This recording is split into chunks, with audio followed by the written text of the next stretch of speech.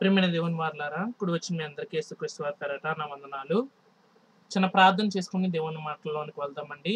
అందరు కళ్ళు మూసినట్లయితే చిన్న ప్రార్థన చేసుకుందాం. పరలోకమందున్న మా కన్న తండ్రి, ఇంచకటి సమయాన్ని సందర్భాన్ని మాకు దయచేసిన కొందనాలు తండ్రి. గడిచిన కాలం మొదలుకొని ఈ కాలం వరకు మీ ప్రశస్తమైన కృపలో దాచి కాచి కాపాడినందుకు వందనాలు తండ్రి. నీ అమూల్యమైన అద్భుతమైన పరిశుద్ధ గ్రంథం నుంచి ఒక చక్కటి భక్తుని జీవితాన్ని, ఆయన జీవితంలో జరిగిన అనేక విషయాలను తెలుసుకొనుచుండగా మాకు తెలియవలసిన తాత్పర్యం ఏమిటో, బుద్ధిని, జ్ఞానాన్ని ఆ వ్యక్తి నుంచి మేము సంపాదించుకునగలుగుటకు సహాయం నిర్వహించండి తండ్రి.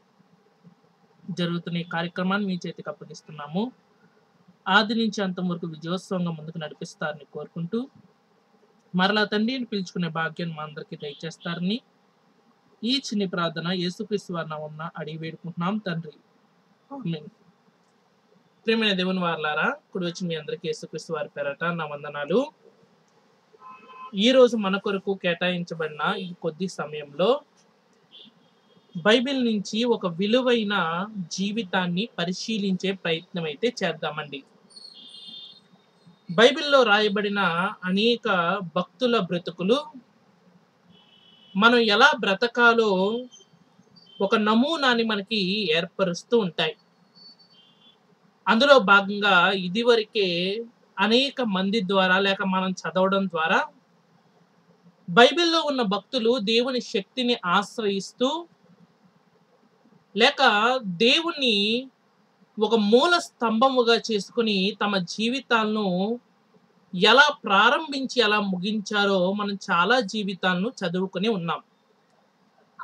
బైబిల్కు ఉన్న గొప్పతనం ఏమిటంటే ప్రతి జీవితం నుంచి కూడా ప్రతి చిన్న అంశము కూడా ఏదో ఒక గొప్ప విషయాన్ని, ఏదో ఒక మానవాతీత విషయాన్ని, మానవులు తెలుసుకోవలసిన విషయాన్ని ఎప్పటికప్పుడు నూతనంగా మనకి బోధిస్తూనే ఉంటుంది. అందులో భాగంగా బైబిల్ చదువుతున్న ఎక్కువ మంది ద్వారా చదవబడే జీవితము, లేక వాక్యం బోధిస్తున్న వారు అనేక మంది బోధించేటువంటి జీవితము, ఇంకనూ ప్రపంచంలో అత్యధిక క్రైస్తవులు ఉపయోగించి లేకపోతే పెట్టుకునే పేర్లలో ఒకానొక భక్తుని గురించి ఈరోజు మనము మాట్లాడుకునే ప్రయత్నం అయితే చేద్దామండి. అతనికి బైబిల్ ఎంతో పెద్దపీట వేసి ప్రారంభం నుంచి అతని జీవితాన్ని ఎంతో గొప్పగాను ఎంతో ఉన్నతముగాను మనకి చూపిస్తూ ఉంది. ఆది కాండంలో ఆ భక్తుడు మనకి పరిచయం అవుతూ ఉంటాడు. ఈరోజు మనం మాట్లాడుకోబోయేది కూడా ఆ వ్యక్తి కోసమేనండి. అతని పేరే విశ్వాసులకు తండ్రి అయిన అబ్రహాము గారి జీవితాన్ని ఈరోజు మనం ఆలోచించే ప్రయత్నం అయితే చేద్దామండి. అసలు ఎవరి అబ్రహాము, అతను ఎక్కడి నుంచి వచ్చాడు, ఇలాంటి ప్రాథమికమైన విషయాలైతే మాట్లాడుకోకుండా అబ్రహాము గారి జీవితం నుంచి మనం నేర్చుకోవలసిన విషయాలు ఏమైనా ఉన్నాయా? అబ్రహాము గారి జీవితం నుంచి మనం తెలుసుకొని మార్చుకోవలసిన జీవితాలు దేవుడు మనతో ఏమైనా మాట్లాడుతూ ఉన్నాడా? ఆలోచన చేసి కొన్ని విషయాలైతే ఈరోజు మనం తెలుసుకుందామండి. ఒక మూల వచనంగా బైబిల్లో హెబ్రీలకు రాసిన పత్రికను మనం చూడగలిగితే, హెబ్రీలకు రాసిన పత్రిక 11వ అధ్యాయము 8వ వచనాన్ని చదువుకునే ప్రయత్నం అయితే చేద్దామండి. హెబ్రీలకు రాసిన పత్రిక 11వ అధ్యాయము 18వ వచనాన్ని ముందుగా చదువుకుందామండి. ఏమంటున్నాడో చూద్దాం. హెబ్రీలకు రాసిన పత్రిక 11వ అధ్యాయము 18వ వచనంలో ఏమని మాట్లాడుతున్నాడో నేను చదువుతున్నాను చూడండి. ఎవడు ఆ వాగ్దానములు సంతోషముతో అంగీకరించెనో ఇస్సాకు వలనైనది నీ సంతానమనబడునని ఎవనితో చెప్పబడెనో ఆ అబ్రహాము మృతులను సహితము లేపుటకు దేవుడు శక్తిమంతుడని ఎంచిన వాడై తన ఏక కుమారుణ్ణి అర్పించి ఉపమాన రూపముగా అతనిని మృతుల్లో నుండి మరలా పొందెను. చాలా జాగ్రత్తగా మనం ఆలోచించగలిగితే అబ్రహాము గారి జీవితాన్ని చాలా ఈజీగా ఒక కాంటెక్స్ట్ లో మాట్లాడుతున్నాడు. ఏమని చెబుతున్నాడంటే, అతను దేవుడంటే ఎవరో తెలియని సమయంలో వాగ్దానాలు అంగీకరించాడంట. ఆ వాగ్దానానుసారముగా ఒక కుమారుని పొందుకున్నాడు. ఆ కుమారుణ్ణి అతను ఎంతవరకు తన విశ్వాసపు స్థాయిని పెంచుకున్నాడంటే, ఆ కుమారుణ్ణి సైతము బలివ్వడానికి కూడా సిద్ధపడ్డాడు. కారణం ఏమిటంటే, అబ్రహాము గారు దేవుడంటే ఎవరో పరిపూర్ణముగా తెలుసుకున్నారు. ఈరోజు మనం తెలుసుకోలేదా అంటే, అబ్రహాము గారు నేర్చుకున్న విధానము వేరు. ఈరోజు మనం దేవుని కోసం తెలుసుకుంటున్న విధానము వేరు. బైబిల్‌లో ఉన్న అందరు భక్తులు దేవుణ్ణి నమ్మినప్పటికీ, అందరూ ఒక్కొక్క రీతిలో వాళ్ళకంటూ ప్రత్యేకత దేవుణ్ణి నమ్మడంలో ఉంది. ప్రతి భక్తుడు కూడా దేవుణ్ణి నమ్మే విషయంలో రకరకాల పద్ధతులను పాటించి, ఆ తర్వాత దేవునిలో స్థిరపడినట్టుగా మనకి కనబడుతూ ఉంటుంది.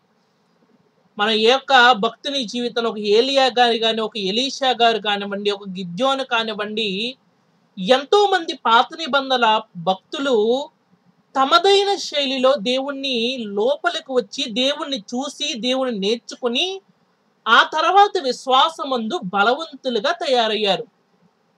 ఈరోజు మనం మాట్లాడుకోబోయే వ్యక్తి కూడా ఒక ప్రత్యేకమైన శైలితో దేవునిలోనికి వచ్చాడు. మరి ముఖ్యముగా అతను నమ్మకం ఉంచిన విధానమే అతన్ని విశ్వాసులకు తండ్రిగా మార్చింది. ఆలోచన చేద్దామండి.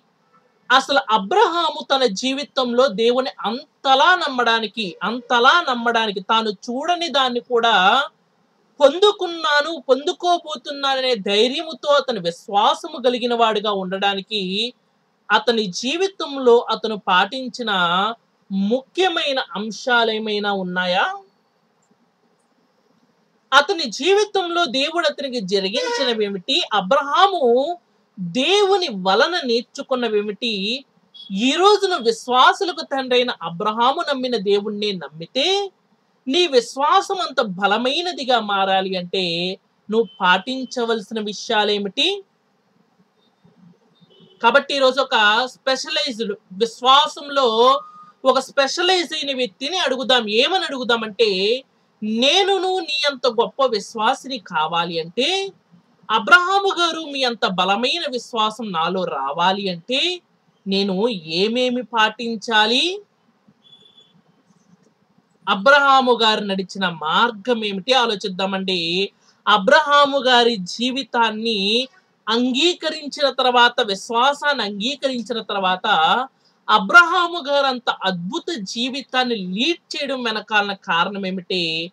అతని విశ్వాసము ఒక దేశాన్ని స్వతంత్రించుకునేంత గొప్పదిగా ఉందంటే, దాని వెనకాల అతని బ్రతుకులో అతను బ్రతికిన తీర్మానాలేమిటి?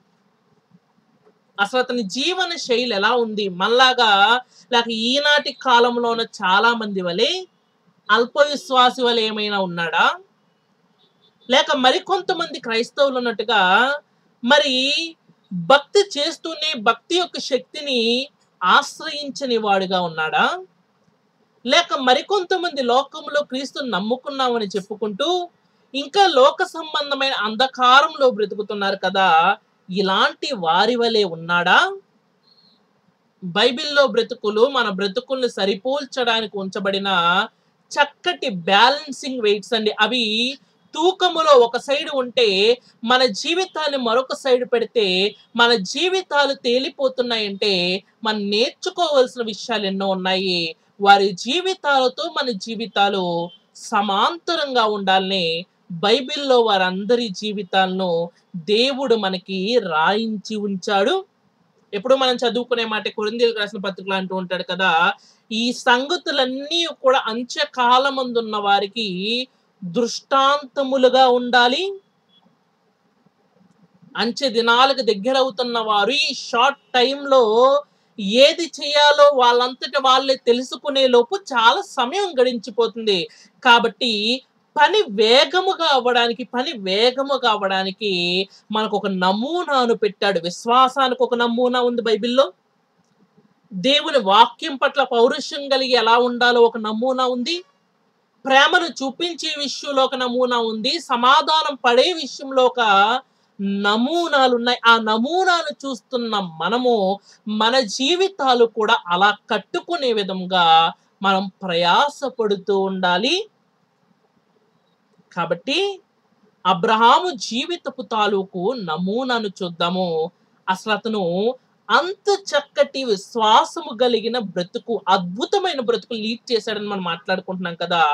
అలాంటి అద్భుతమైన బ్రతుకు నీలోనికి రావాలి అంటే అబ్రహాము అంగీకరించిన విషయాలేమిటి? మరి ముఖ్యముగా అబ్రహాము గారు పాటించిన విషయాలేమిటి? ఒక 3 విషయాలైతే ఈరోజు మీతో మాట్లాడతాను. అబ్రహాము గారి జీవితాన్ని ఆల్మోస్ట్ తన కుమారుణ్ణి సైతము బలివ్వడానికి కూడా ఆలోచించనంత ముందుకు తన విశ్వాసపు లెవెల్స్‌ని పుష్ చేశాడంటే, అంత దూరం వెళ్ళిపోయాడంటే, అతను దేవుని కోసం తెలుసుకున్న విధానము చాలా గొప్పది, చాలా ఆలోచించదగినది, మరి ముఖ్యంగా పాటించదగినది. ఆలోచన చేద్దామండి. అబ్రహాము గారి జీవితంలో అబ్రహాము గారు పాటించిన విషయాలేమిటి? 3 విషయాలు మీతో మాట్లాడతాను. అందులో మొట్టమొదటిది ఏంటంటే, అబ్రహాము గారి జీవితంలో జాగ్రత్తగా మన ఆదికాండాన్ని చదవగలిగితే, మనం ఏదో అబ్రహాము గారి జీవితంలో కొన్ని పోర్షన్స్ అంటే కొన్ని భాగాలు చదివి, అబ్రహాము ధనవంతుడు కాబట్టి అలా ఉండాలని కోరుకుంటూ చిన్న చిన్న విషయాలు చదివి మనము సరైన అవగాహనకైతే రాలేదు. కానీ చాలా జాగ్రత్తగా మనం ఆలోచించగలిగితే అబ్రహాము గారి జీవితం నుంచి నేటి కాలంలో ఉన్న విశ్వాసులు నేర్చుకోవాల్సిన విషయాలు ఎన్నో ఉన్నాయి. అందులో భాగంగా 3 విషయాలు చెబుతాను. అతను పాటించిన విషయాలు 3 విషయాలు మీకు చెబుతాను. అందులో మొట్టమొదటిది ఏంటంటే పెర్సెప్షన్, అనగా అవగాహన. చాలా మంది క్రైస్తవులకి ఈరోజు లేనిది, అబ్రహాము గారికి మెండుగా ఉన్నది ఏంటి అంటే పెర్సెప్షన్, అనగా అవగాహన. దేనిని గూర్చి అవగాహన అంటే, అబ్రహాము గారు తను వెళ్తున్న దారి విషయమై అవగాహన అయితే లేదు, కానీ ఆ దారిలో తను నడిపిస్తున్న దేవుని కోసమైతే మెండైన అవగాహన అయితే ఉంది. ఈరోజు క్రైస్తవుల్లో చాలా మందిలో లోపిస్తూ, చాలా మంది మరి మతోన్మాదుల దగ్గర చిక్కుకోవడానికి గల మెయిన్ కారణం ఏంటంటే, చాలా మంది క్రైస్తవులకు పరిశుద్ధ దేవుని మీద కానీ, ఆయన ఇచ్చిన పరిశుద్ధ గ్రంథము మీద కానీ ఏమీ లేదు. అంటే పెర్సెప్షన్, అనగా సరైన అవగాహన లేదు. అవగాహన లేని చోటకి ఎవరొస్తారంటే ప్రశ్నించేవాడు వస్తాడు. అవగాహన లేని చోటకి ఎవరొస్తారు అంటే మనల్ని మభ్యపెట్టి మోసము చేసేవారు వస్తారు. అబ్రహాము గారి జీవితంలో అంత అవగాహన ఏముందండి? అబ్రహాము గారు తన జీవితంలో దేవుని అంతలా ఏం అర్థం చేసుకున్నాడంటే, ఒక చిన్న మాటని మీ అందరికి చూపిస్తాను. అబ్రహాము తన జీవితంలో దేవుని ఎంత బాగా అర్థం చేసుకున్నాడో ఒక చిన్న మాటని మీ అందరికి చూపిస్తాను. చూడగలిగితే ఆదికాండానికి మనం వెళ్ళిపోదామండి. ఆదికాండము 15వ అధ్యాయము 6వ వచనాన్ని మనం చదువుకుందాం. 5వ వచనం నుంచి మనం చదవగలిగితే చాలా చక్కటి మాటలు రాయిస్తున్నాడు. ఆదికాండము 15వ అధ్యాయము 5, 6 వచనాలు మనం చదువుకుందామండి. ఏమంటున్నాడంటే, మరియు ఆయన వెలుపలికి అతన్ని తీసుకుని వచ్చి, నీవు ఆకాశము వైపు తేరిచూచి నక్షత్రములు లెక్కించుటకు నీ చేతనైతే లెక్కించమని చెప్పి నీ సంతానము అలాగవునని చెప్పెను. అతడు యెహోవాను నమ్మెను, అది అతనికి నీతిగా ఎంచబడెను. చాలా చక్కటి మాటలు రాయిస్తున్నాడు. ఏమంటున్నాడు అంటే, చాలా చక్కటి మాటలు రాయిస్తూ ఏమంటున్నాడు అంటే, అబ్రహాము జీవితంలో అబ్రహాము తెలిసి చేసిన ఒక గొప్ప పనిని, అవగాహనతో కూడా చేసిన ఒక పనికి చెబుతున్నాడు. ఏమంటున్నాడంటే, దేవుడు అతనికి జరగబోయేదాన్ని ఒక ఉపమానంలో చెప్పాడంట. ఆ ఉపమానం ఏంటంటే, ఆకాశ నక్షత్రాలను చూడు,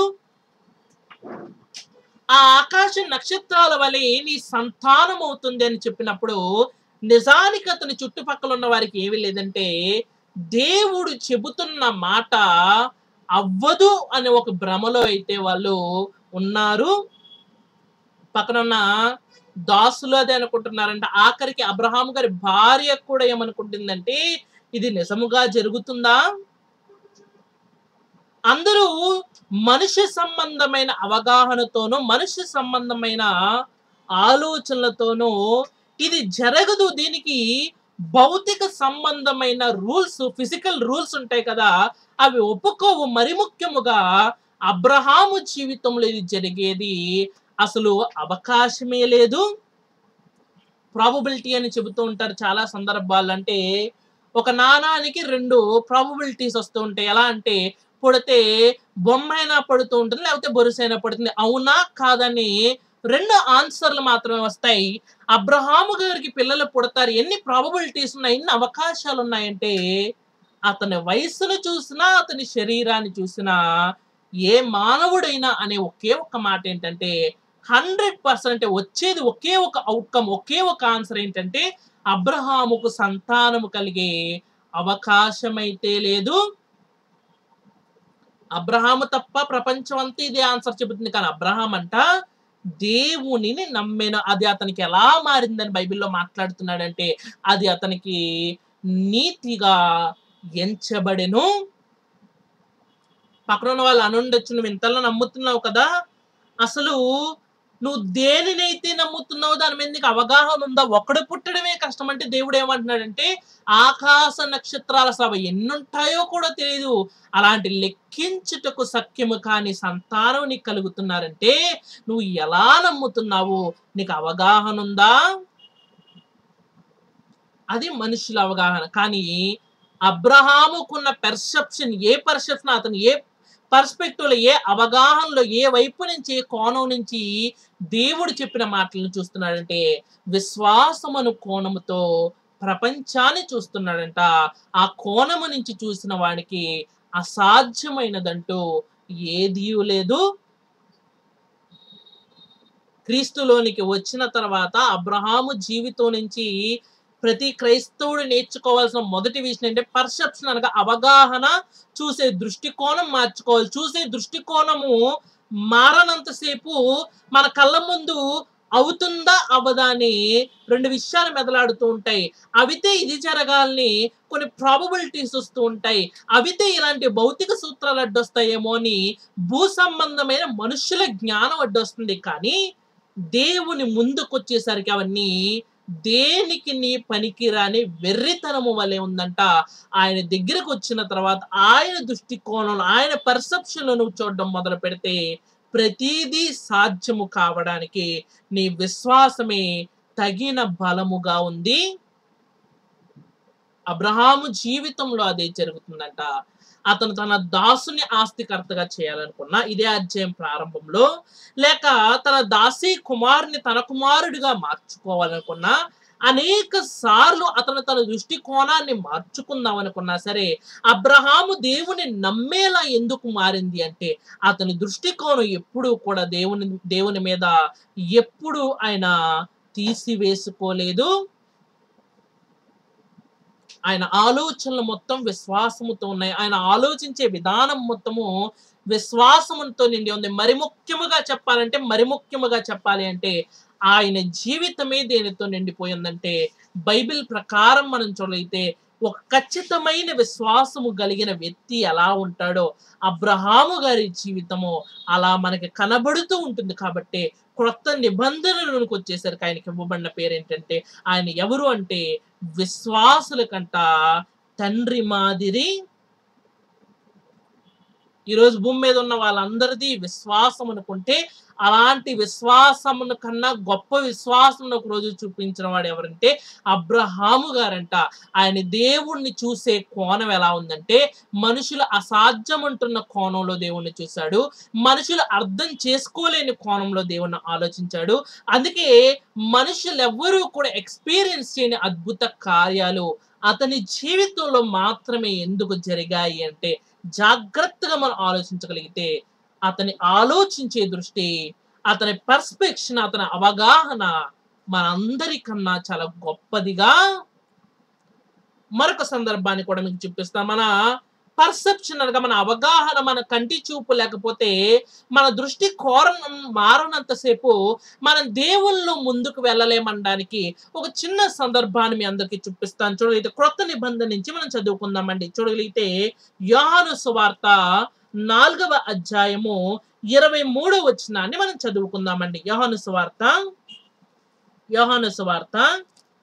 4వ అధ్యాయము 23వ వచనాన్ని మనం చదవగలిగితే ఏమంటున్నాడో చూద్దామండి. యోహాను సువార్త 4వ అధ్యాయము 23వ వచనాన్ని మనం చదవగలిగితే ఏమంటున్నాడు అంటే, అయితే యథార్థముగా ఆరాధించువారు ఆత్మతోనూ సత్యముతోనూ తండ్రిని ఆరాధించు కాలము వచ్చుచున్నది, అది ఇప్పుడును వచ్చేయున్నది. తన్ను ఆరాధించువారు అట్టివారే కావాలని తండ్రి కోరుచున్నాడు. దేవుడు ఆత్మ గనుక ఆయన ఆరాధించువారు ఆత్మతోనూ సత్యముతోనూ ఆరాధింపవలెను. అబ్రహాము జీవితంలో అబ్రహాము పాటించిన మొదటి విషయం అర్థం కావాలంటే ఈ సందర్భం కూడా మీకు తెలియాలి. ఈ సందర్భంలో యేసుక్రీస్తు వారు సమరయ ప్రాంతం వెంబడి వెళ్తున్నారు. సమరయులు ఎవరు అంటే ఒక పక్క దేవుని మీద విశ్వాసం ఉంచిన అన్య జాతి అని మనం చెప్పుకోవచ్చు. చెప్పాలి అంటే యూదుల దృష్టిలో వాళ్ళకి వీళ్ళెవరంటే అసహ్యులు. యూదులు వీళ్ళని అసహించుకునేవారు, వీళ్ళ దగ్గరకు కూడా రానిచ్చేవారు కాదు. కానీ చాలా మంది సమరయులకు నిజమైన దేవుడు అంటే ఎవరో, ధర్మశాస్త్రం అంటే ఏమిటో, ధర్మశాస్త్రాన్ని పాటిస్తే ఏం జరుగుతుందో ప్రతిదీ కూడా చాలా మంది సమరయులకు అవగాహన అయితే ఉంది. అలాంటి టైంలో మరి యేసుక్రీస్తు వారు ఒకానొక రోజు ఆ సమరయుల పట్టణము వెంబడి వెళ్తూ ఒక స్త్రీ జీవితాన్ని మార్చే ప్రయత్నంగా ఆవిడ్ని అడుగుతున్నారంటే, ఏమని అడుగుతున్నారు అంటే, నీ పరిస్థితి ఎలా ఉంది, నువ్వు ఎలాంటి దానివి అని చెప్పినప్పుడు వెంటనే ఆ స్త్రీ అంటుందంట, అయ్యో మీరు మామూలు వ్యక్తి అనుకున్నాం కానీ మీరు ఎవరంటే ప్రవక్త. కానీ మా సమరయ దేశంలో ప్రవక్తలకు స్థానం లేదండి, ఎందుకంటే ఆరాధింపవలసిన స్థలం యెరూషలేములో ఉందని మా పితరులు చెప్పారు. ఇంకా ఆ పితరుల కన్నా ముందటి వాళ్ళేమో ఇది కనిపిస్తున్న ఈ పర్వతం మీద ఆరాధించేవారు. మేము కూడా ఎప్పుడైనా ఆరాధించాలి అంటే బోల్డని మేళాలతో వాయిద్యాలతో వెళ్తే ఆ యెరూషలేములకు వెళ్ళి దొంగచాటుగా ఆరాధించొస్తాము, లేక ఆ పర్వతం మీదకి వెళ్ళి ఆరాధించి వస్తాము. ఆవిడ దృష్టికోణంలో ఆరాధన అంటే ఏంటంటే వెళ్తే యెరూషలేమన్నా వెళ్ళాలి, లేక కొండ మీద కన్నా. ఆవిడ దృష్టిలో ఆరాధన అంటే ఏమిటంటే ఖచ్చితంగా ధర్మశాస్త్రము చదవబడాలి. ఆవిడ దృష్టిలో ఆరాధన అంటే ఏమిటంటే ఖచ్చితంగా 10 మంది రావాలి.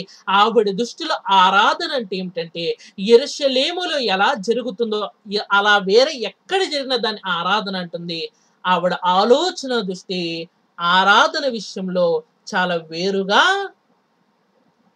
యేసొచ్చి అంటున్నాడంట, ఒకానొక కాలం రాబోతుంది. ఆ కాలంలో ఈ పర్వతం మీద కానీ యెరూషలేములో కానీ ఆరాధించే పరిస్థితి లేదు. నువ్వు ఎక్కడ ఉన్నావో అక్కడే ఆత్మతోనూ సత్యముతోనూ ఆరాధించే ఒక సమయం వస్తుంది. అది ఇప్పుడు నువ్వు వచ్చే.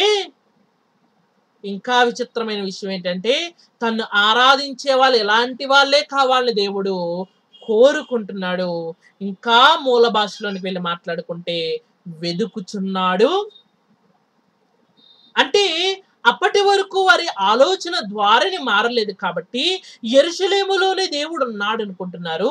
అప్పటి వరకు వారి పర్సెప్షన్, వారి అవగాహన స్థితి మెరుగుపడలేదు కాబట్టి కొండ మీదకి వెళ్ళి మేళ తాళాలతో మరి ఆ ధర్మశాస్త్రాన్ని చదివి వివరిస్తే అదే ఆరాధన అనుకుంటున్నారు. కానీ యేసు వచ్చి మాట్లాడుతున్నాడు, ఆత్మతోనూ సత్యముతోనూ ఎక్కడ ఆరాధించినా సరే అది దేవునికి ఆరాధనగానే ఉంటుందనేసరికి ఆవిడ పర్సెప్షన్ మారిపోయింది. అందుకే అప్పటి వరకు ఆయన అంటే ఎవరో అవగాహన లేకుండా దారిని పోయే ఒక యూదుడు అనుకుంది. కానీ ఈ మాటలు జరిగిన కింద ఏమని మాట్లాడుతుందంటే 25వ వచనంలో ఏమంటుందో చూడండి. 25వ వచనంలో వెంటనే ఆమె మనోనేత్రాలు వెలిగింపబడినట్టుగా, ఆవిడ దృష్టికోణం మారినట్టుగా, ఆవిడ ఆలోచన విధానం మారినట్టుగా ఏమంటుందంటే 25వ వచనంలో ఆ స్త్రీ ఆయనతో, క్రీస్తనబడిన మెస్సియా వచ్చినని నేను ఎరుగుదును, ఆయన వచ్చినప్పుడు మాకు సమస్తమును తెలియజేయనని చెప్పగా ఆవిడ బుర్రలో స్ట్రైక్ అయింది ఏంటంటే, ఇలాంటి మాటలు మాట్లాడుతున్నాడంటే ఈయన ఖచ్చితంగా ఇలాంటి మాటలు మాట్లాడి మాకు సమస్తాన్ని తెలియచేసి మా అవగాహన మార్చే వ్యక్తి ఒకే ఒక్కడాయన ఎవరంటే క్రీస్తనబడిన మెస్సియా. అప్పటి వరకు ఆవిడకి అర్థం కాని ఆ విషయం అప్పుడు ఎలా అర్థమైందంటే, ఎప్పుడైతే ఆవిడ అవగాహన మారిందో ఆటోమేటిక్‌గా ఆవిడకి విషయం అర్థమైంది. ఈరోజు ప్రపంచంలో దేవుని నుంచి ప్రపంచాన్ని దూరం చేస్తున్న అనేక వాక్యము కాని విషయాల నుంచి నేటి ప్రపంచం బయటపడాలంటే వారి అవగాహన మారాలి. అబ్రహాము గారు కూడా అనేక మంది తన పట్టణంలో ఉన్నప్పటికీ, అనేక మంది తన పట్టణముల్లో ఆ అన్య దేవతల్నే కాదు అసలు దేవతల్ని ఆరాధించిన వారు ఉన్నప్పటికీ, అబ్రహాము గారి కన్నా గొప్పవారు ఉన్నప్పటికీ, అబ్రహామునే దేవుడు ఎన్నుకున్నాడంటే అతని పెర్సెప్షన్ బావుంది. అతని అవగాహన స్థితిగతులు చాలా బావున్నాయి. ఆలోచించే విధానం బావుంది. ఆలోచించి పనిచేసే విధానం బావుంది. పనిచేసి దేవునికి ఏం కావాలో అది ఇచ్చే అబ్రహాము గారి జీవితము దేవునికి చాలా బాగా నచ్చింది. అందుకే దేవుడు అబ్రహాము గారిని ఒక స్నేహితుడి వలె భావించి ప్రతీదీ అబ్రహాము గారికి ముందే ఎందుకు తెలియచేస్తున్నాడంటే, అబ్రహాము గారిది దేవునిది వేరు వేరు దృష్టికోణాలు కాదండి. అబ్రహాము ఏదైతే ఆలోచిస్తున్నాడో దేవుడు అది ఆలోచిస్తున్నాడంట. దేవుడు ఏదైతే ఆలోచిస్తున్నాడో అబ్రహాము గారు దాన్ని నెరవేర్చే పనిలో ఉన్నాడు. ఈరోజు దేవునిలో నువ్వు ముందుకు కొనసాగాలి అంటే మరి ముఖ్యముగా నీ విశ్వాసం అబ్రహాము గారంటటువంటి బలిష్టమైనదిగా, బలము కలిగినదిగా మారాలి అంటే మొదటిది వాక్యం పట్ల, లేక ప్రభు పట్ల, లేక సంఘం పట్ల టోటల్‌గా దేవునికి సంబంధించిన ప్రతి దాని పట్ల నీ యొక్క అవగాహన, నీ దృష్టికోణం అనేది మార్పునందాలి. యేసు కూడా భూమి మీదకి అదే వచ్చాడు. అనేక మందికి మారు మనసు దయచేయడానికి వచ్చాడు. మారు మనసు అంటే ఏంటంటే, నువ్వు ఆలోచించే విధానము, నువ్వు మాట్లాడే విధానము, నువ్వు బ్రతికే విధానం అన్నీ మారినప్పుడే దేవుడికి నువ్వు ఇంకా దగ్గరయ్యి, దేవుడు ఇంకా నీకు బాగా అర్థమవుతాడు. ఏ మారు మనసు లేకుండా నేను దేవుడిని తెలుసుకోలేనా అంటే, తెలిసి నీకు ఉపయోగం లేదు. ఎందుకంటే మారు మనస్సు పొందిన వాడైతే ఆయనకు మరింత దగ్గరగా తన జీవితాన్ని మలుచుకుంటూ ఉంటాడు. మొదటి విషయాన్ని మీతో మాట్లాడాను. అబ్రహాము గారి జీవితంలో ఏమి ఇన్వాల్వ్ అయిందంటే, ఏమి మరి ఉంది అతని జీవితంలో అంటే 3 విషయాల్లో మొదటిది పెర్సెప్షన్ అనగా దేవుని గూర్చిన సరియైన అవగాహన అబ్రహాము గారికి ఉంది. నేటి కాలంలో క్రైస్తవులకు కరువై ఉన్నది. దేవుని గూర్చి సరైన విషయాలు ఈరోజు మనకు అర్థం కాలేదు.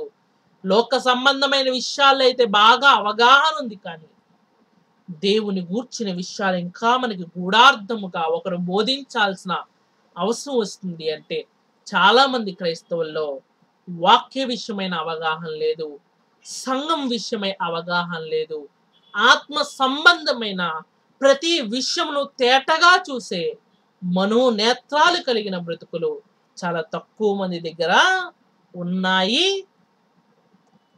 యేసుక్రీస్తు వారు కూడా తన దగ్గరకు వచ్చిన శిష్యులు వెనువెంటనే సువార్తకు ఇది చెప్పేయండి అని చెప్పి వెంటనే పంపించొచ్చు. కానీ 3.5 సంవత్సరాలు తన దగ్గర ఎందుకు పెట్టుకున్నాడంటే, వాళ్ళని ట్రైన్ చేశాడు. ఏ విషయంలో ట్రైన్ చేశాడంటే, దేవుని గూర్చిన సమస్తమైన అవగాహన వాళ్ళకిచ్చాడు.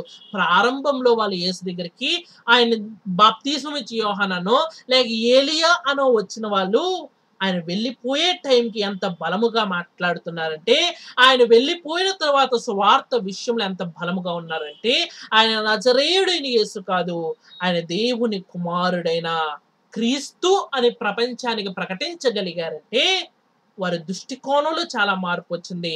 వారి ఆలోచన విధానాల్లో చాలా మార్పు వచ్చింది. యేసుక్రీస్తు వారు కృషి చేసిన దానికే ఈరోజు మనం కృషి చేయాల్సింది, కష్టపడాల్సింది కూడా. మన అవగాహన, మరి ముఖ్యముగా దేవుని గూర్చి సరైన అవగాహన కలిగిన వారికి ఈరోజు మనము ఉండాలి. మనకే పూర్తిగా దేవుని గురించి అర్థం కాకపోతే మన సమాజానికి ఏం చెబుతాము? యేసుక్రీస్తు వారు పరలోకమందు ఉన్న అన్ని విషయాలు అర్థం చేసుకున్నవాడు కాబట్టి ఏ విషయానికి కూడా భయపడకుండా చెప్పగలిగాడు. ఒకరోజు శాస్త్రుల ముందు, పరిచయుల ముందు ఏ విషయము బట్టి కూడా ఆయన బెనికింది లేదు, వణికింది లేదు. కారణం ఏంటంటే అన్నిటి విషయమైన సరైన అవగాహన కలిగిన వాడుగానే భూమి మీదకి వచ్చాడు. తాను చెప్పిన ప్రతి దాని ఎవరు ప్రశ్నించలేనంత గొప్పగా, అవతలి వాని మనసులో కూడా అవగాహన కలిగించేంత ఉన్నతముగా తన సువార్తను చేశాడు. అది మొదటిదండి. మొదటిది ఏంటంటే నువ్వు అబ్రహాము గారంతటి అద్భుతమైన జీవితం కావాలంటే నువ్వు అంగీకరించాల్సిన మొదటి మార్పు, నీ జీవితంలో నువ్వు అంగీకరించాల్సిన మొదటి మార్పు ఏంటంటే పెర్సెప్షన్ అనగా నీ అవగాహన, నీ దృష్టికోణం మారాలి. అది మందగించినదైతే అది వేగముగా మారాలి. అది మనోనేత్రాలు గుడ్డిదైతే వాటిని వెలిగించుకోవాలి. దేవునికి దూరముగా ఉంటే దగ్గరకొచ్చి దేవుని మరింత అవగాహన కలిగి అర్థం చేసుకుని అప్పుడు నీకు తెలిసిన దేవుణ్ణి ప్రపంచానికి తెలిసేలా నువ్వు చెయ్యాలి. మొదటిది పెర్సెప్షన్, అవగాహన మారాలి. రెండవది ఏంటి అంటే అబ్రహాము గారి జీవితంలో ఇన్వాల్వ్ అయినది పెర్సెప్షన్ మాత్రమే కాదు. రెండవది ఏంటి అంటే ప్రిపరేషన్.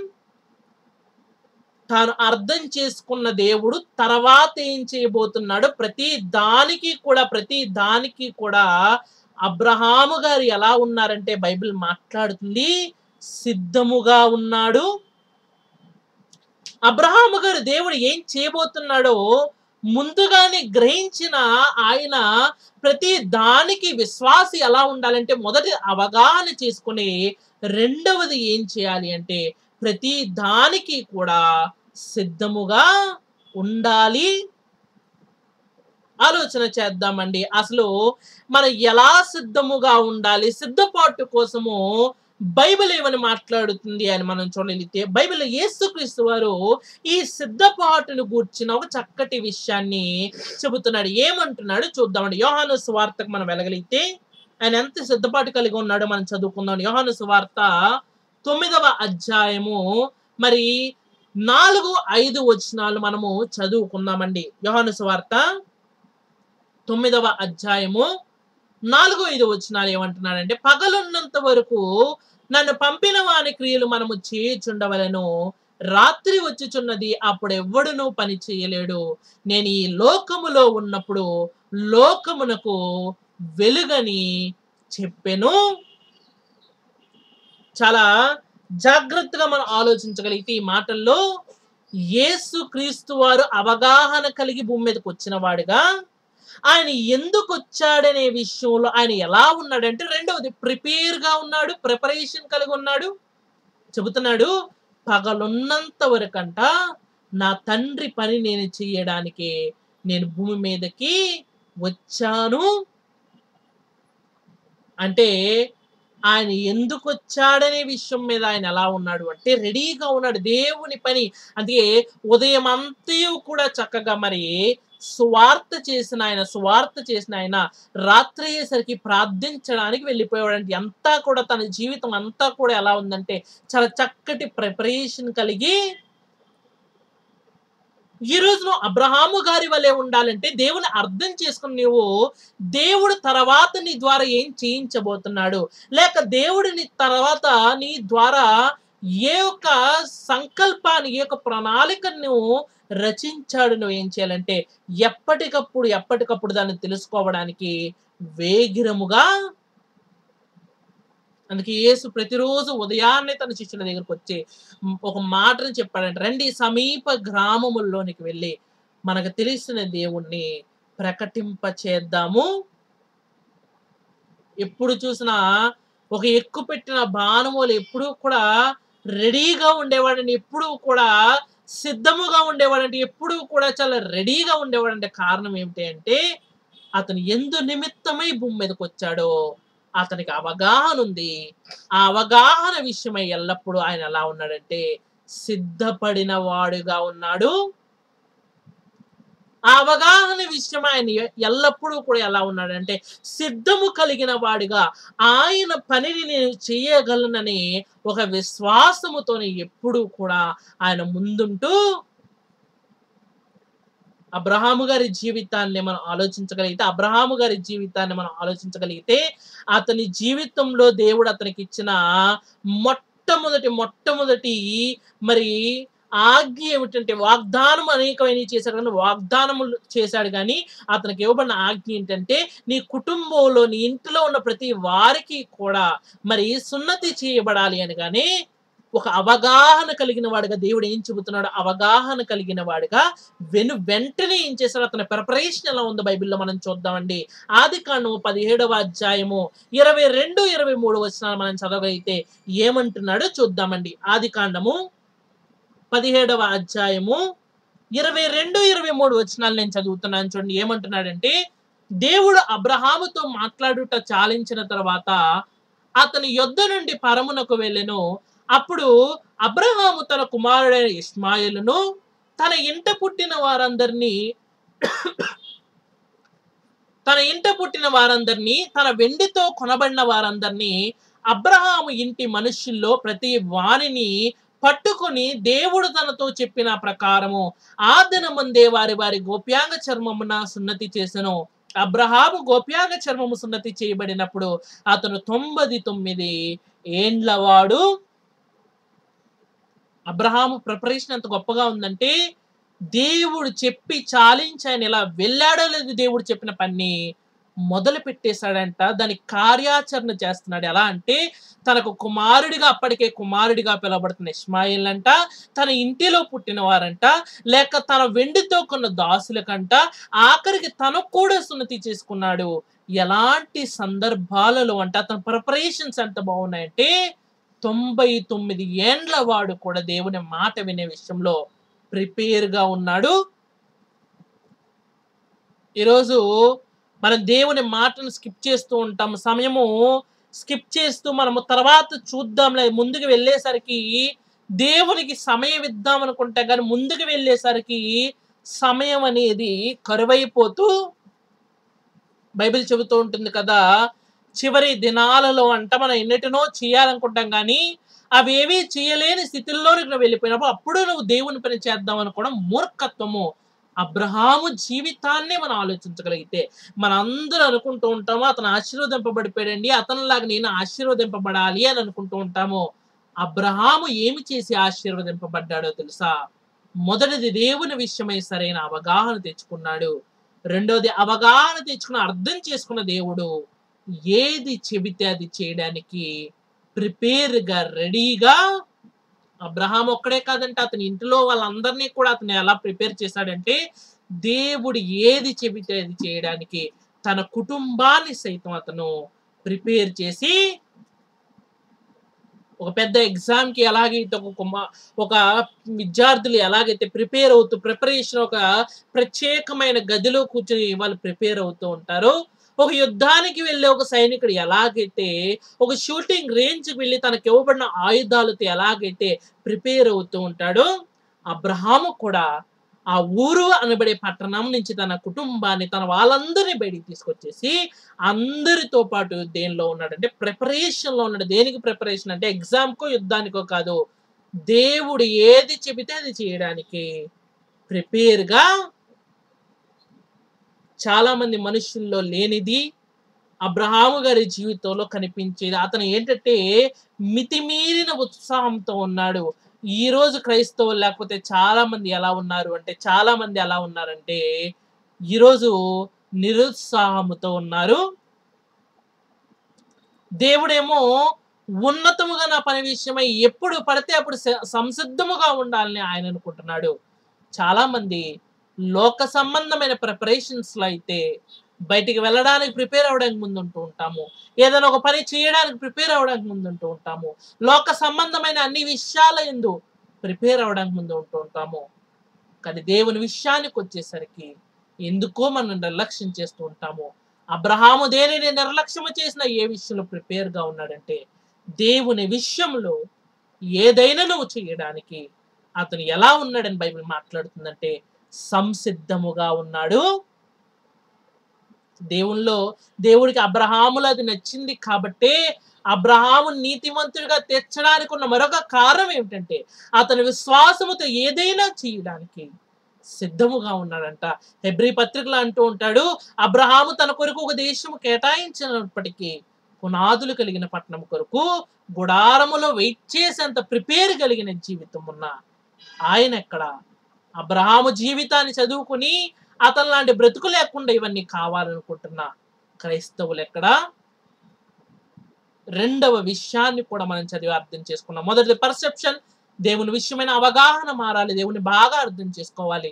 రెండవది ప్రిపరేషన్, అంటే అర్థం చేసుకున్న నువ్వు దేవుడు ఏది చెబితే అది చేయడానికి సిద్ధముగా ఉండాలి, రెడీగా ఉండాలి. మూడవది ఏంటో తెలుసా? అవగాహన, సిద్ధపాటు, లేకపోతే పర్సెప్షన్, ప్రిపరేషన్ కాకుండా మూడవది ఏంటో తెలుసా? పార్టిసిపేషన్, అనగా ప్రతి దాంట్లో కూడా నీ వంతు పని నువ్వు చేయడానికి సిద్ధముగా. అబ్రహాముకు అంతమంది సేవకులు ఉన్నా సరే దేవుడు ఏది చెప్పినా మొదట తానే ఉండాలనుకునేవాడే, కానీ ముందు నా సేవకులు చూసుకుంటారులే, పని ఈజీగా ఉంటే నేను ఒక చెయ్యి వేస్తానని అబ్రహాము ఎక్కడా కూడా అనలేదు. అతని పార్టిసిపేషన్ అంత స్పెషల్గా ఉందో బైబిల్ గ్రంథం నుంచే అతని పార్టిసిపేషన్ ఎంత గొప్పగా ఉందో, అతను దేవుని విషయమైన విషయాలు ఎలా అతను గొప్పగా ఉన్నాడో, అతని కుమారుని బలిచ్చే ఆ సందర్భములోనికి జాగ్రత్తగా మనం వెళ్ళి ఆలోచించగలిగితే ఆది కాండము 18వ అధ్యాయంలో మనకి ఈ సందర్భం అనేది కనబడుతూ ఉంటుంది. చూడైతే ఆది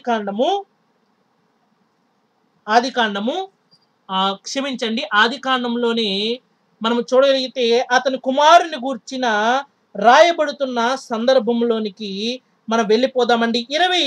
22వ అధ్యాయంలోనికి మనం వెళ్ళిపోదామండి. ఆది కాండము 22వ అధ్యాయము మొదటి వచనాన్ని మనం చదవగలిగితే ఏమంటున్నాడు అంటే, ఆ సంగతులు జరిగిన తర్వాత దేవుడు అబ్రహామును పరిశోధించెను. ఎట్లనగా ఆయన అబ్రహామా అని పిలవగా అతడు చిత్తము ప్రభువా అనెను.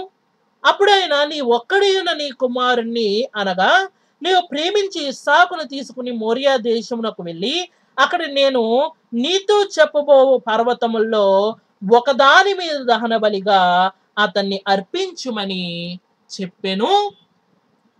అబ్రహాము యొక్క పర్సెప్షన్, ప్రిపరేషనే కాదండి, అబ్రహాం యొక్క పార్టిసిపేషన్ కూడా, అనగా దేవుని పనుల్లో అతని ఇన్వాల్వ్మెంట్ కూడా ఎంత గొప్పగా ఉందో ఇక్కడ మనం చదువుకుందాం. మొదటిది, అతను దేవుని విషయమై దేవుడు చెప్పిన ఈ పనిలో ఎంతలా నిమగ్నమయ్యాడు అంటే 4వ వచనానికి వెళ్ళేసరికి అక్కడ అంటున్నాడు, ఏమంటున్నాడంటే 4వ వచనం చదవగలిగితే, 3వ నాడు అబ్రహాము కన్నులెత్తి దూరము నుండి ఆ చోటును చూచి తన పనివారితో, మీరు గాడిదతో ఇక్కడనే ఉండుడి, నేనును ఈ చిన్నవాడు అక్కడికి వెళ్ళి దేవుణ్ణి మొక్కి మరలా మీ వద్దకు వచ్చేద్దామని చెప్పి, దేవుని విషయంలో ఎంత మంచి పార్టిసిపేషన్ కలిగి ఉన్నాడంటే, దేవుడు తనతో చెప్పిన పని తన మాత్రమే చేయాలనుకుంటున్నాడు. అందుకే అక్కడి వరకు వచ్చిన సేవకులను కూడా క్రిందే నిలబెట్టాడు. ఎందుకంటే అదంతా తన పర్సనల్ కమిట్మెంట్. దేవుడు అడిగింది తనని, అతను ఇస్తానన్నది కూడా తన మట్టికే మాట ఇచ్చాడు. కాబట్టి భార్యకు చెప్పలేదు, ఇంట్లో వాళ్ళకి చెప్పలేదు, తన పెద్ద దాసుడైన మరి ఎలియాజరుకు చెప్పలేదు. ఇంకా మనం ఆలోచించగలిగితే అక్కడి వరకు తీసుకొచ్చిన పని వాళ్ళతో కూడా వెళ్ళి మొక్కి వస్తానని చెబుతున్నాడు. కానీ తాను దేవునికి ఏం చెయ్యబోతున్నాననే విషయము, తన కుమారుని విషయమై దేవుని ప్రణాళిక ఎక్కడా కూడా అతను చెప్పలేదు. నేను మాత్రమే నా కుమారుడితో వెళ్తాను, ఎందుకంటే ఇది నాకును నా కుమారుడికి నేను నమ్మి ఉన్న నా దేవునికి మధ్య ఉన్న ఒక గొప్ప విషయము. దేవుని ఎంత నమ్మాడు అంటే, నిజానికి అబ్రహామున్న పరిస్థితుల్లో వేరే ఎవరైనా వ్యక్తిని దేవుడు అడుగుంటే పార్టిసిపేట్ చేయడు, దూరంగా పారిపోతాడు, ఒక యోనా వలె. కానీ పార్టిసిపేట్ చేయడానికి ముందుకొచ్చి తన భార్యకు సైతం చెప్పకుండా అతను ముందుకు వెళ్ళి ఆ పనిని జరిగించాడు. అంటే దేవుని కోసము ఏదైనా చేయాలనే తాపత్రయము, దేవుని కోసము ఎక్కడికైనా వెళ్ళాలనే తాపత్రయము అతని మోరియా పర్వతం మీద నిలబెట్టింది. అతని విశ్వాసాన్ని ఆకాశపు శిఖరాలకు ఎక్కించి ఈరోజు బైబిల్లోనే ఒక గొప్ప వ్యక్తిగా నిలబెట్టింది. ఆ పరీక్ష ప్రాంతానికి వెళ్తుంటే ఆ దూరం నుంచి ఆ ప్రాంతాన్ని చూసి అనుకుంటున్నాడంట, దేవుడు నన్ను ఇక్కడే పరీక్షించబోతున్నాడు కాబట్టి మీరు ఇక్కడే ఉండాలని అక్కడ ఉన్న పనివారితో సర్ది చెబుతున్నాడంట. ఇంకాస్త ముందుకు వెళ్ళేసరికి తన కుమారుడు అడుగుతున్నాడంట, మరి దహన బలికి కావాల్సిన జంతువు ఏదంటే 8వ వచనంలో ఏమంటున్నాడంటే, అబ్రహాము నా కుమారుడా దేవుడే దహన బలికి గొర్రె పిల్లను చూచుకొన్నని చెప్పెను. కుమారుణ్ణి కూడా పార్టిసిపేట్ చేయడానికి, కుమారుణ్ణి కూడా దేవుని పనిలో ఇన్వాల్వ్ చేయడానికి దేవుడు ఏం చేయబోతున్నాడనేది ముందుగానే అవగాహన కలిగిన వాడుగా అతనికి చెప్పాల్సిన నిజాన్ని చాలా డైరెక్ట్ గా అతనితో ఏమని చెబుతున్నాడంటే, దేవుడే చూసుకుంటాడు. ఇవన్నీ అతను ఒక యవన వయసులో ఉన్నప్పుడు చేసిన విషయాలు కాదండి. అందుకే అబ్రహాము ఎవరు అంటే, అబ్రహాం ఎవరంటే నేను చెబుతాను. అబ్రహాము అంగీకరింపబడిన వాడు దేవుని చేత. అతని జీవితము అద్భుతమైన జీవితం. ఏ విషయాలు అంటే, అతను దేవుని కోసం ఆలోచించిన విధానం ఉంది చూసారా, అవగాహన విధానం అది చాలా గొప్పది. అతను దేవుని కోసం ప్రిపేర్ అయిన సిద్ధపడిన విధానము గొప్పది. అతను దేవుని పనిలో పాల్గొన్న విధానము గొప్పది. ఈరోజు ఈ 3 విషయాలు నువ్వు కలిగి ఉంటే, అబ్రహాం అంతటి గొప్పగా దేవుణ్ణి అర్థం చేసుకునే వాడువుగా నువ్వు ఉంటే, అబ్రహాం అంత గొప్పగా దేవుడు ఏ పని చెప్పినా సరే చేయడానికి సిద్ధముగా నువ్వు ఉంటే, అబ్రహాం అంత గొప్పవాడిగా ప్రతి పనిలోనూ నా హస్తం ఉండాలి, దేవుని పనిలో నేను ఒక సాధనం అవ్వాలని తాపత్రయం నీలో ఉంటే, అబ్రహాముగా కన్నా గొప్పగా మార్చగలిగే శక్తి దేవునికి ఉంది. అందుకే ప్రారంభంలో మనం చదువుకున్న ఆ వచనంలో అంటున్నాడు, అబ్రహాముకు ముందే తెలుసు తన కుమారుణ్ణి మరి చనిపోయినా దేవుడు బ్రతికించగలడనే నమ్మకం ఉంది. ఆ నమ్మకానికి నిదర్శనము నిజ రూపంలో అయితే లేనప్పటికీ తన విశ్వాసమే తన గొప్ప స్థాయిలో నిలబెట్టింది. ఈరోజు విశ్వాస విషయంలో చితికిలబడుతున్న అనేక మందికి నువ్వు విశ్వాసాన్ని బలపరుచుకోలేకపోతున్నావు అంటే, మొదట నువ్వు దేవుణ్ణి సరిగ్గా అర్థం చేసుకోవాలి. యెహోవాను రుచి చూసి తెలుసుకోండి అనే మాట ఉత్తినే దేవుడు బైబిల్లో రాయించలేదు. రుచి చూసి తెలుసుకున్న వాడికి నిజమైన దేవుడు ఎవరు, ఆయన శక్తి ఏమిటి, నిజమైన దేవుడు ఏం చేయగలడనే అవగాహన వాడికి పరిపూర్ణముగా. రెండవది, ఆ దేవుడు ఎంత గొప్పవాడును అర్థం చేసుకున్నప్పుడు, ఆ దేవుని గొప్పతనాన్ని అర్థం చేసుకున్నప్పుడు నువ్వేం చేస్తావంటే, ఆ దేవుని కొరకు ఏదైనాను నువ్వు చేయడానికి ఎప్పుడూ కూడా నువ్వు సిద్ధపడుతూ ఉంటావు. ఇక మూడో విషయం ఏంటో తెలుసా, ఏదైనా చేయడానికి సిద్ధపడే నువ్వు నీ ప్రాణాలు అర్పించే విషయంలో కూడా అడుగు ముందుకు వేయడానికి చూస్తావు, కానీ అడుగు వెనక్కైతే ఏ టు జెడ్ ప్రతి విషయంలోనూ అబ్రహాము పాస్ అయ్యాడు. పార్టిసిపేషన్ విషయంలో కానివ్వండి, ప్రిపరేషన్ విషయంలో కానివ్వండి, పర్సెప్షన్ విషయంలో కానివ్వండి, ఇంకా అబ్రహాము జీవితాన్ని చదివితే ఎన్నో విషయాలు మనకు తెలుస్తాయి. అన్ని విషయాలు అబ్రహాం ముందుండి విశ్వాసంలో గొప్పవాడయ్యాడు. ఈరోజు మనలో విశ్వాసం ఉంది. ఆ విశ్వాసం అభివృద్ధి చెందాలంటే నువ్వు అబ్రహాముకు ఉన్నటువంటి ఈ 3 లక్షణాలను కలిగి ఉంటే నువ్వు విశ్వాసంలో ఒక గొప్ప స్థాయికి వెళ్తావు. ఆలోచించండి, అంగీకరింపబడిన అబ్రహాము వలె మారాలంటే, అంగీకరింపబడిన అబ్రహాము లాంటి గొప్ప అద్భుత జీవితాన్ని కలిగి ఉండాలంటే దేవుడు నీతో మాట్లాడుతున్నాడు. నువ్వు చేయవలసిన పని, నువ్వు పాటించవలసిన విషయాలు ఏమిటి అంటే, ప్రతి విషయం ముందు దేవుణ్ణి సరిగ్గా అవగాహన చేసుకో. ఆయన సంకల్పం ఏమిటో తెలుసుకో. ప్రతి విషయం ముందు దేవుని పని చేయడానికి వేగిరపడుతూ సిద్ధపాటు కలిగి ఉంటూ, ప్రతి విషయము దేవుని పనులు సిద్ధపాటు కలిగిన వాడిగా అందులో నీ హస్తముతో నీ దేవుని కొరకు నువ్వేం చేయగలుగుతున్నావో జాగ్రత్తగా గమనించు. దేవుని కొరకు ఏదైనా చేయగలిగే స్థితిగతులకు నువ్వు వెళ్తే, దేవుడు నీ కోసం ఏదైనా చేయగలిగే స్థితిగతులకు ఆయన కూడా వస్తాడు. ఆలోచించండి, ఇది అంగీకరింపబడిన అబ్రహాము అద్భుత జీవితము. దీన్ని అన్వయించుకుంటే మనము అంగీకరింపబడిన గొప్ప జీవితాలుగా దేవుని దృష్టిలో నిలిచిపోతాం. ఆలోచించండి, చక్కటి నిర్ణయాన్ని తీసుకోండి. చివరిగా చిన్న ప్రార్థన చేసుకొని ఈ చిన్ని అంశాన్ని మనం ముగించుకుందాం. అందరు కళ్ళు మూసినట్లయితే చిన్న ప్రార్థన చేసుకుందాం. పరలోకమందున్న మా కన్న తండ్రి, చక్కటి సమయాన్ని సందర్భాన్ని మాకు దయచేసిన పొందాలి తండ్రి. చక్కగా మీరు ఇచ్చిన కొద్ది సమయంలో కొద్ది మాటల చేత అబ్రహాం అవగాహన ఏమిటి, అబ్రహాం సిద్ధపాటు ఏమిటి, అబ్రహాము దేవుని పనుల అతని వంతేమిటి తెలుసుకున్నాం తండ్రి. కుమారుని సైతము బ్రతికించుకోగలనే విశ్వాసం అతను ఎలా పుట్టుకొచ్చింది, దానికి మూల బీజం ఏమిటి, ప్రతిదీ అర్థం చేసుకున్న వాడికి ఈరోజు విశ్వాసంలో అనేక మంది బలహీనులుగాను, భక్తిలో అనేక మంది బలహీనులుగాను మిగిలిపోతున్నాయి ప్రపంచం. అబ్రహాం ఐశ్వర్యాన్ని బట్టి కాక అబ్రహాం విశ్వాసమును బట్టి బలపడి విశ్వాసమందు బలవంతులను భక్తి యందు స్థిరులుగాను మారగలటకు సహాయం గురించండి. వినబడిన మాటలను బట్టి మేమును అంగీకరింపబడేవారు కాను, మేమును అద్భుత జీవితాలు కలిగి మీ ఆదరణ కలిగిన పరలోక రాజ్యము చేరుకునేలాగా మా అందరికి సహాయాన్ని అనుగ్రహిస్తాను కోరుకుంటున్నాను. మరొకసారి తండ్రి పిలుచుకునే భాగ్యాన్ని మా అందరికి దయచేస్తాను. ఈ చిన్ని ప్రార్థన యేసుక్రీస్తు నామమున అడిగి వేడుకుంటున్నాం తండ్రి, ఆమేన్. సద్గా మీ అందరికీ ప్రభు పేరట నా వందనాలు.